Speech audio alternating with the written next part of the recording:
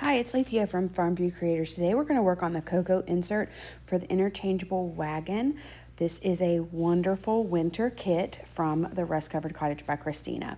So I am putting all of my pieces on my sticky board based on what color I am thinking of painting them, trying to make those decisions as I go. And this will be the last use of this sticky board because it's about out of sticky. Now I'm going to go in with my staining sponge on two of the backboard pieces and the front sign with my Dyke Brown Semi-Gel Antiquing Glaze. I love this stain. It is just a beautiful color, so rich. Then I'm going to use mineral acrylic paint from Paint Couture for the little cutting board, and that one is in vintage Flair. I'm going to also use that on quite a few of the words. Just giving that one light coat, letting it dry, and then I will go back and give it another coat. The mineral acrylics have a built-in top coat. They also give very full coverage. They also have chalk style paints in the same shades, which are a little less full coverage, but they're excellent for distressing. And I love both of them. I don't think I have a favorite because I use them interchangeably very often. For the frame and the marshmallows, I am using Angelic, which is another mineral acrylic from Paint Couture. I'm using a makeup wedge for this one just because I didn't have a ton of huge pieces for it. And I'm just brushing and dabbing based on what kind of coverage I want in that area. And now I'm going to go in with British Gray and hit the spoon and some of the words. Then the red that I chose for this project is Mulberry. It is a really, really, really beautiful red. Very rich, very deep, kind of like a old school Santa red. It's probably my current favorite red. And then I'm going to use a flat round edge brush to get the candy cane type stripes going on there. You could use this kit as Christmas decor. I am planning on using it all winter in my wagon, most likely in my classroom at school. I love how I can change it out for the different seasons.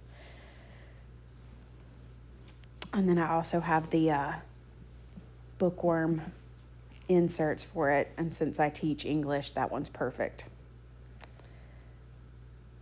So I got 2 layers of that red. And then I'm going to use the wedge again and lightly stamp on those cups, because if you do it very lightly, it will not fill in the score lines, which is important because I still want to see them. Plus some of them, a lot of times the score lines will be part of the piece and you don't want to fill it in, just like the shiplap score lines. If you paint shiplap, you want to go very easy, use your sponge roller or very lightly dab over so that those score lines do not get filled up. So I'm using blue tape to mask part of the areas that I do not want to be painted gray.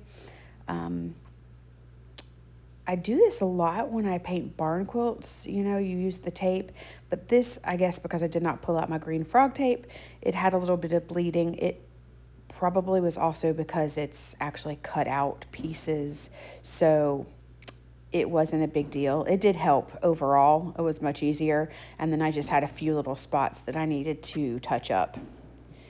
Right there with that red. I also used my finger to buff out a couple of places where I may have gotten a color in the wrong spot. Super easy to fix, no big deal. There I used a very fine tip brush to add the red to the straw. And now I'm going to use my Posca pens. This one is a new one, so it kind of wanted to splatter on me in a couple of spots, but once I got it going, it did great. So I'm not sure if I'm using the wrong amount of pressure or what.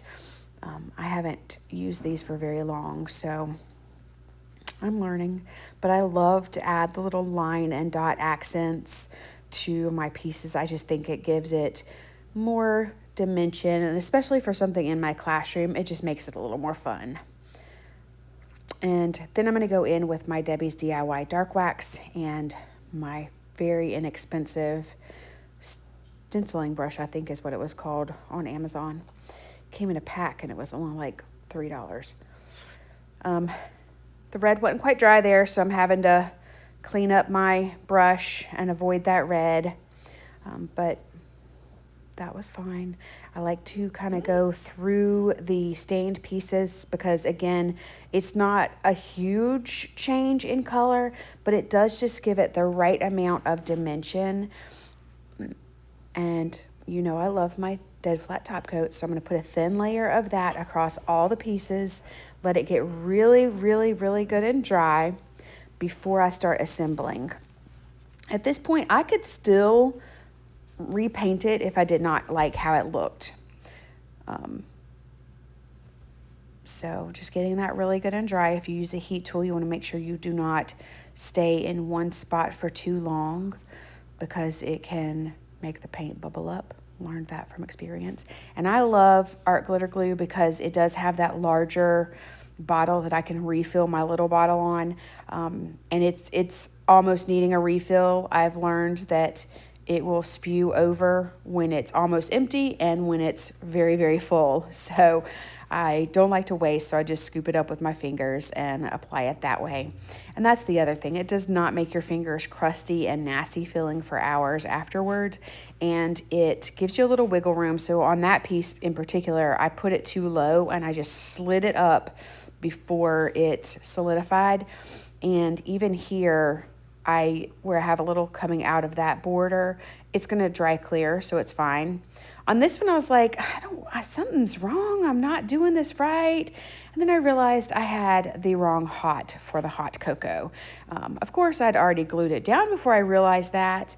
And the smaller one fits the curve much better, and it just looks. And then I went to go put these trays in my wagon, and that hot cocoa cup fell off. I never did glue it. Didn't even realize I hadn't glued it. Sometimes I get carried away. But I love how this turned out. It is just super cute. Getting all those pieces together, and you can arrange those any way you want. I thought about justifying all the words to the right. So there it is, all finished and in my wagon. I hope you love it as much as I do. If you do, like and subscribe. Thanks for watching.